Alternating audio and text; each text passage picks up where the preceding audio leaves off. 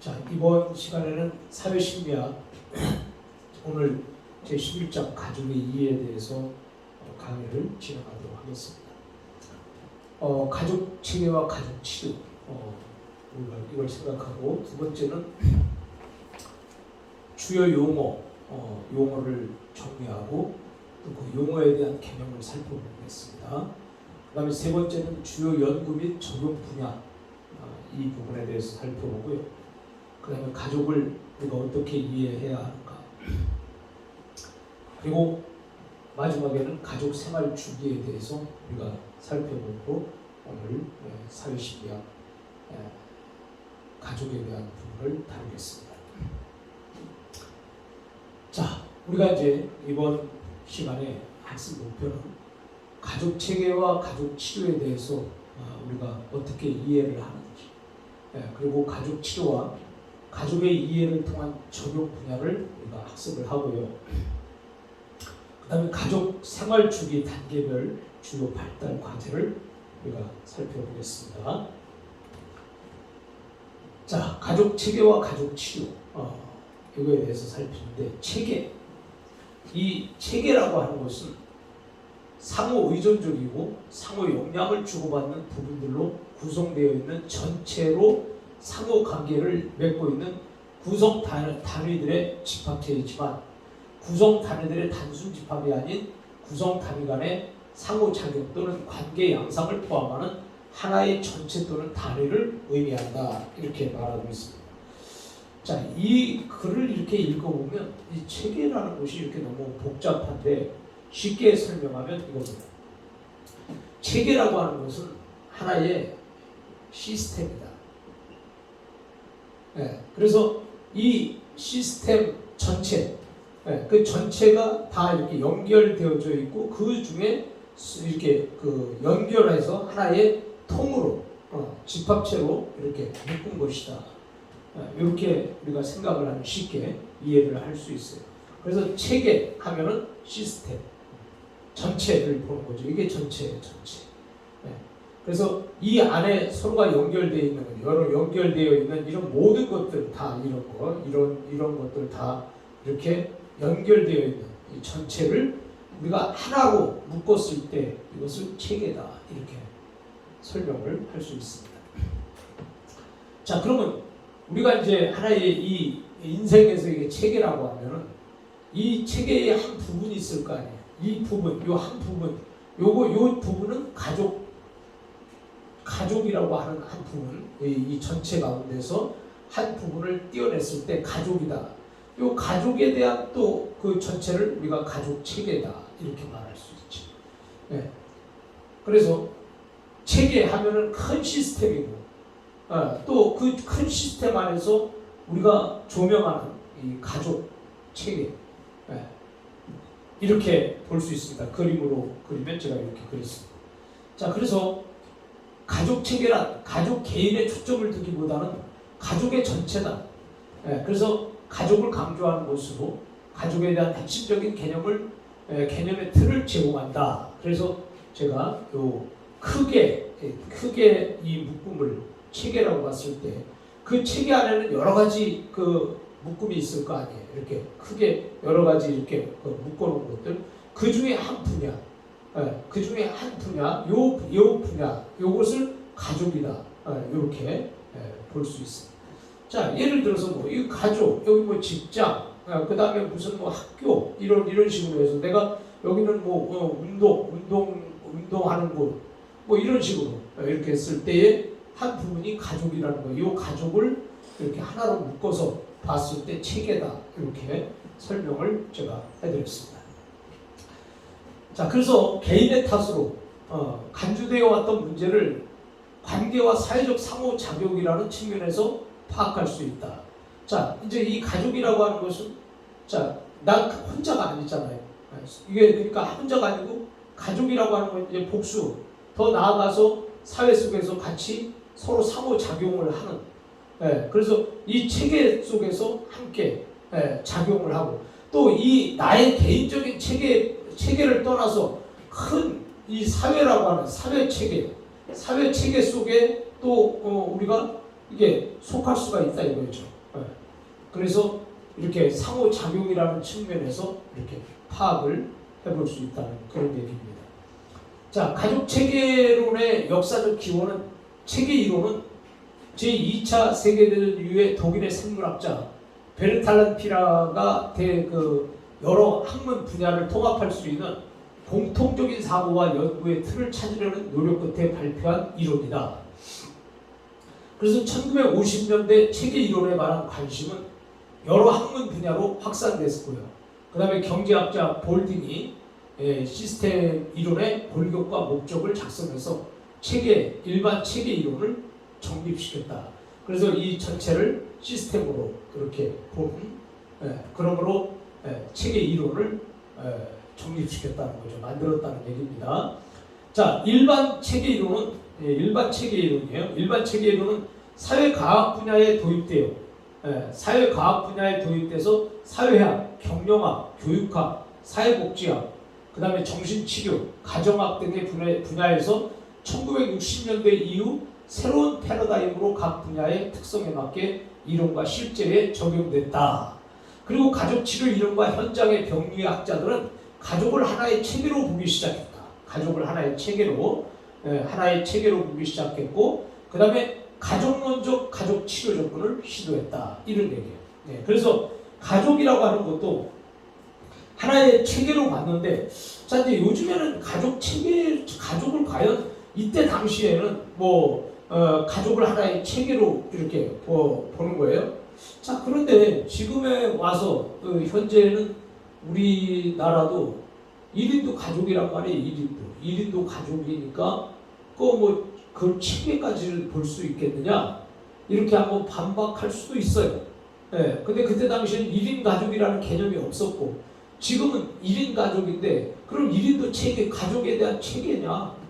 이렇게 볼 때에, 그 분야에 약간의 어떤 좀 문제는 있을 수 있겠지만, 그러나, 우리가 체계로 접근을 했다는 거.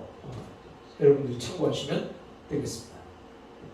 자, 가족 체계, 가족 치료 하면은 우리가 한 사람을 빼놓을 수 없는 사람이 있어요. 그 사람이 누구냐? 보웬이죠. 그래서 보웬의 다세대 가족 치료 이런 게 있어요. 자, 그리고 가족은 일련의 상호 관계된 체계와 하위 체계로 이루어진 복잡한 총체로서, 자, 이 가족이라고 하는 것은, 자, 일련의 상호, 여기면 이게 만약에 가족이야.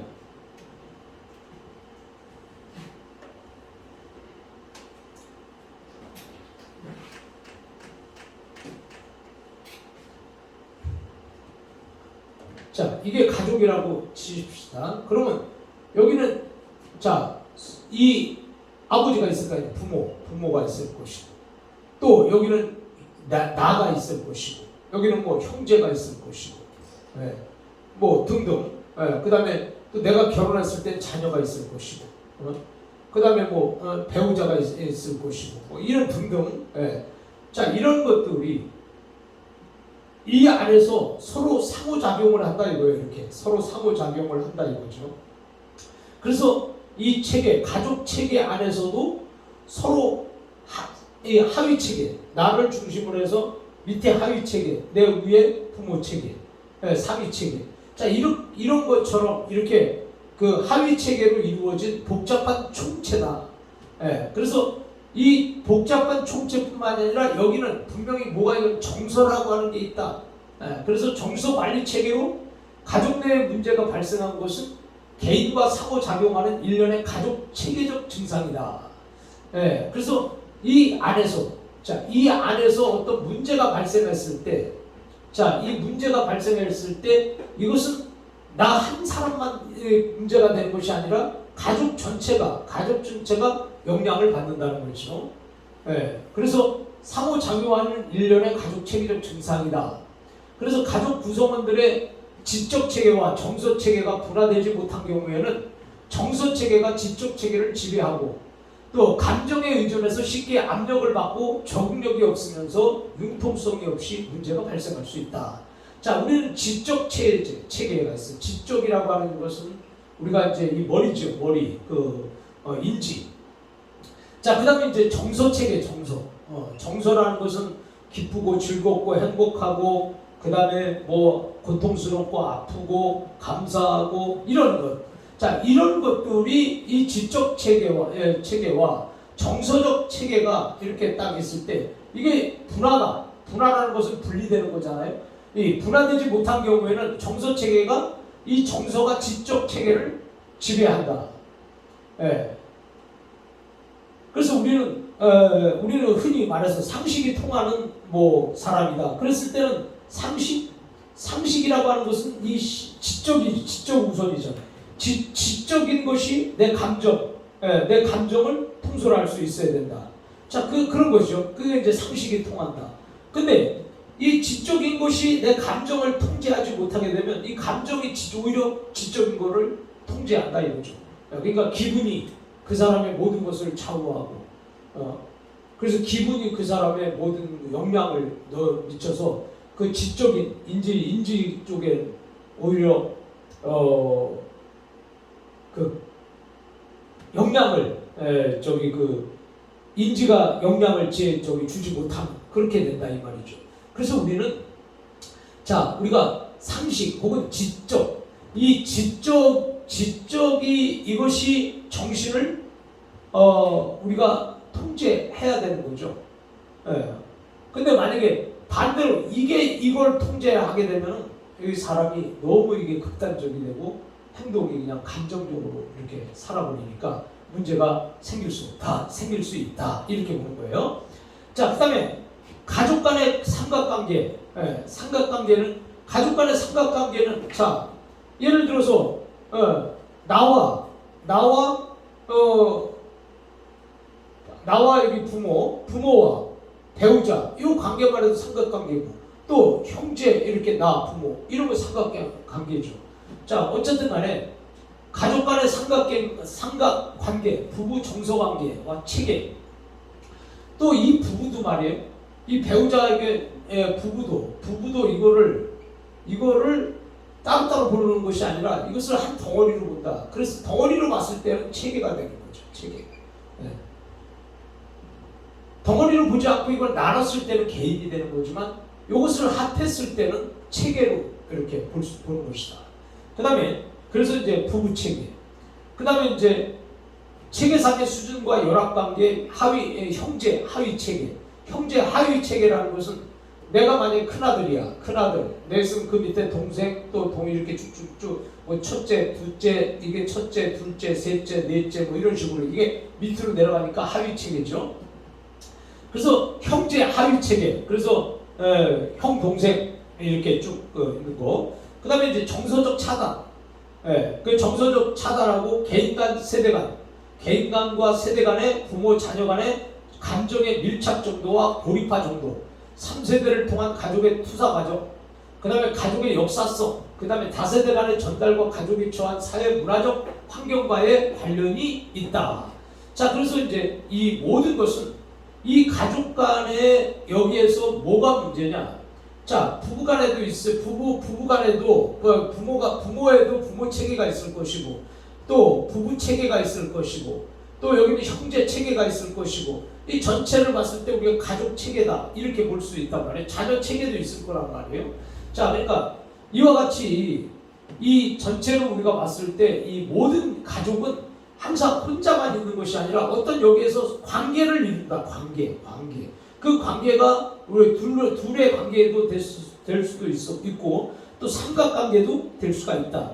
자, 그래서 이런 것들이 이제 다 가족의 역사, 아니면 가족의 문화, 또 그 다음에 가족의 어떤 감정, 자, 이런 것들이 결국은 그 환경과 문화 사회적 그런 관련이 있다. 이 체계에 그런 관련이 있다. 이렇게 본다는 거죠. 자, 그 다음에 가족 체계론의 주요 학자는 미누치니라는 사람이 있어요. 이 미누치는 구조적 가족 치료를 말했습니다. 가족 치료를 하는데 구조적이다. 그 구조적이라고 하는 것은 미누치는 가족 내 존재하는 하위 체계를 중심으로 기능하는 체계로 봤다.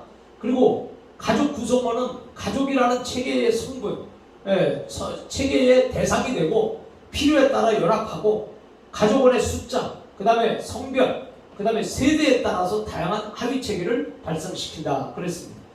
뭐 이거는 이 말은 뭐 이렇게 좀 어려운 게 아니에요.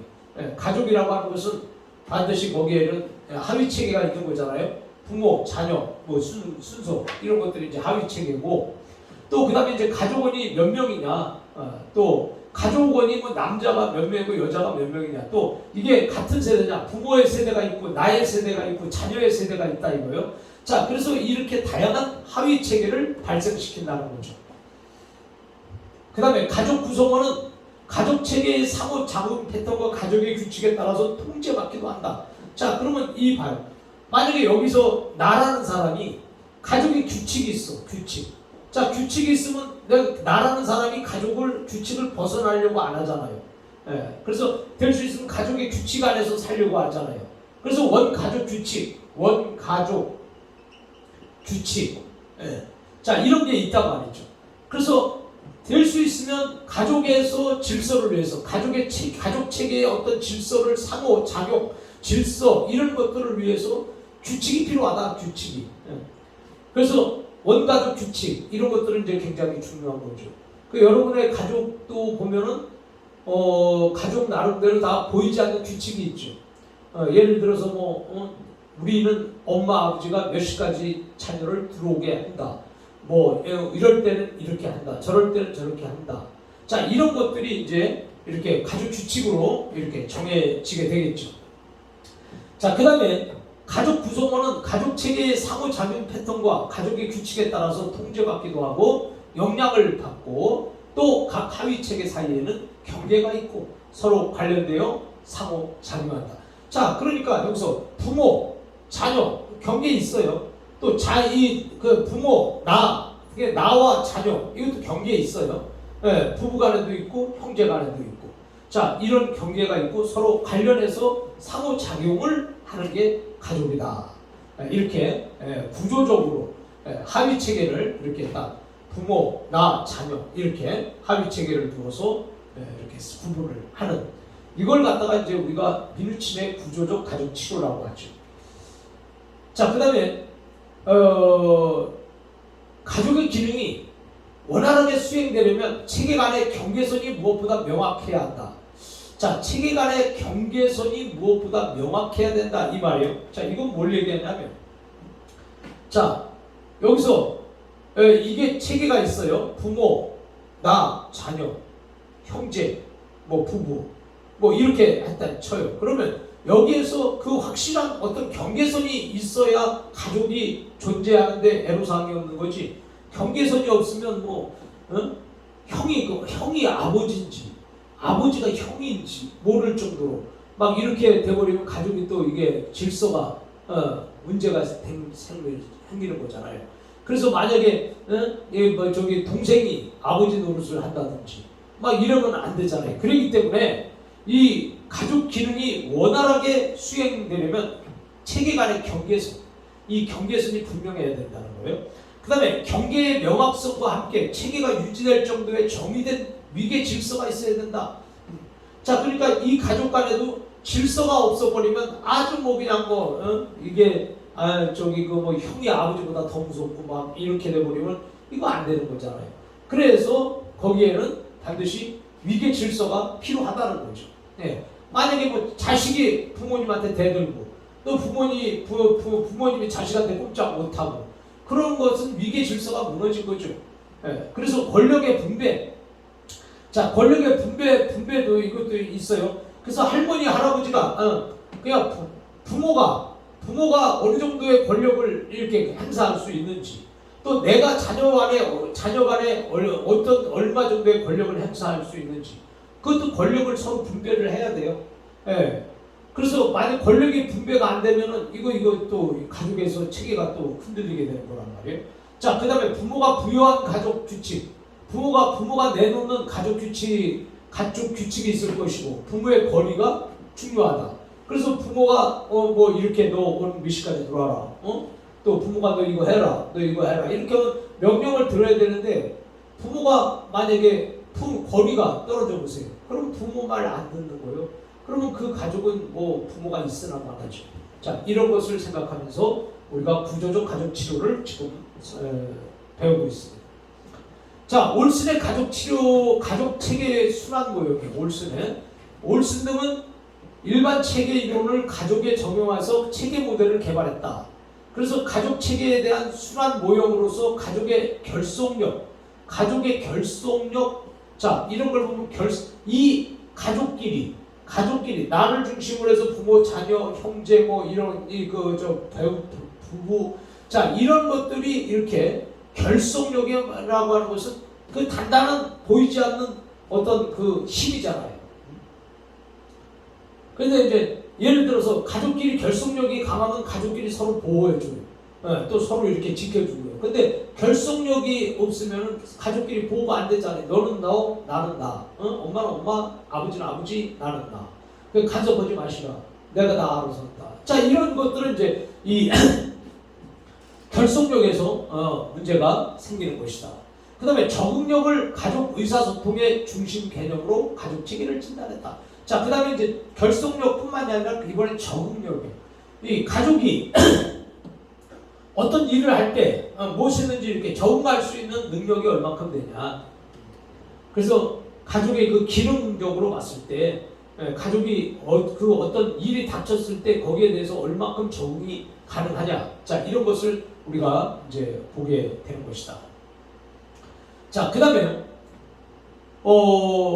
그리고 이제 가족 의사소통 중심 개념. 그래서 이 체계를 진단할 때, 가족 체계를 진단할 때 과연 의사소통이 중심이 된다. 소통이 중심이 된다. 이거죠. 그래서 의사소통이 어느 정도 되냐. 의사소통이 잘 되면 체계가 단단한 거고, 의사소통이 잘 안 되면 체계가 또 이렇게 좀 와야 되는 것이고, 그럴 수도 있다. 자, 그래서 우리는 가족 체계를 지금 이렇게 가족 체계 순환 모형을 올슨이 주장한 것을 지금 생각하고 있습니다. 자, 건강한 가족이에요. 건강한 가족이라는 것은 적당한 수준의 결속이 있어야 된다. 그리고 또 분리가 있어야 돼요. 그러니까 적당한 수준의 결속할 때는 뭉칠 때는 뭉치고 나눠질 때는 나눠져야 되는 거죠.